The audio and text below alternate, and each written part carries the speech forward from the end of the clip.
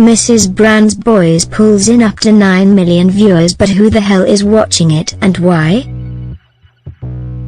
On Christmas Day 2017, the most watched TV program wasn't Strictly Come Dancing, EastEnders, or The Great British Bake Off. It was a BBC comedy called Mrs. Brown's Boys that is loathed by critics and yet has become a silent smash hit.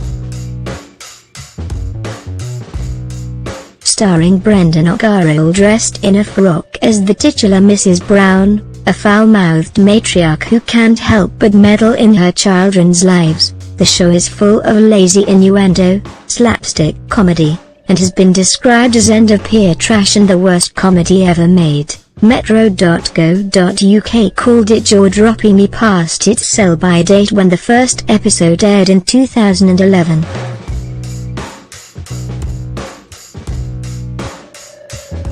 Yet it consistently brings in some of the BBC's highest ratings. In 2017 it pulled in 6.8 million viewers on Christmas Day, and over the past 4 years each special has had an average over 9 million. Why? The divide between critics and TV viewers has long been wide, but perhaps never as wide as when it comes to this show.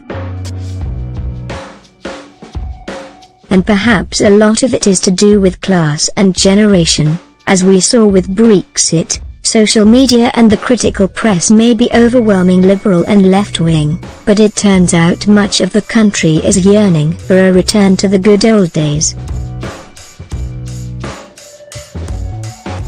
Roy Collins, 66, is a big fan of the show, and admits it's O'Carroll's straight-talking ways that have increased every episode. "I just like the sense of humor, and what he says is what a lot of people would like to say," says Roy. "You think he'd like to say that? It's the straight talking, but he's just thinking what most of us think and he gets away with it. I think that in life now, you can't say anything, can you? Everything is either racist or and I don't know. But years ago you had Love Thy Neighbor and Alf Garnett and all that. You can't get away with it now." Linda Olton, 54, agrees. "In a way I suppose we all behave like Mrs. Brown and have daily situations like her." Based on a radio show and later a play, Mrs. Brown's Boys maintains a lot of the theatrical elements, including filming the show live, regular breaking of the fourth wall, and a slightly ramshackle pantomime quality to the episodes.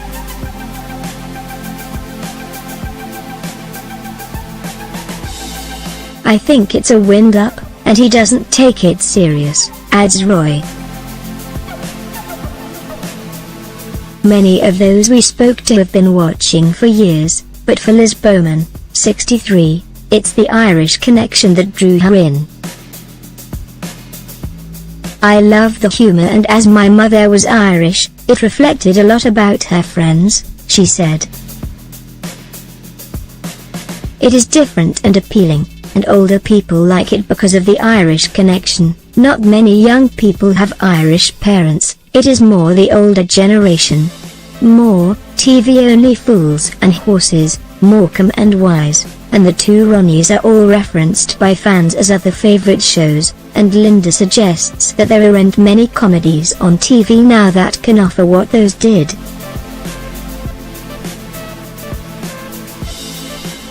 I love the cast. I associate certain characters with people I know, and sometimes there's a serious message in there too."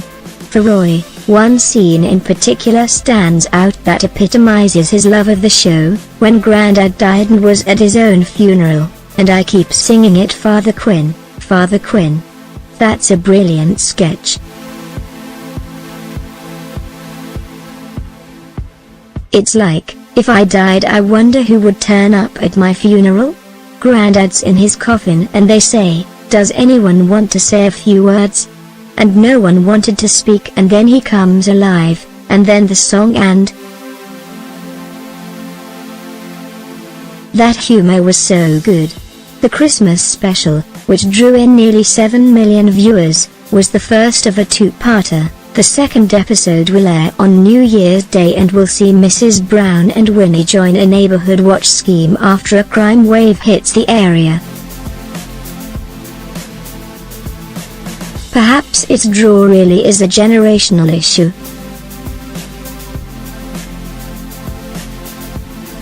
Somebody at the BBC read in a magazine, O'Carroll once said, that comedy is the new rock and roll.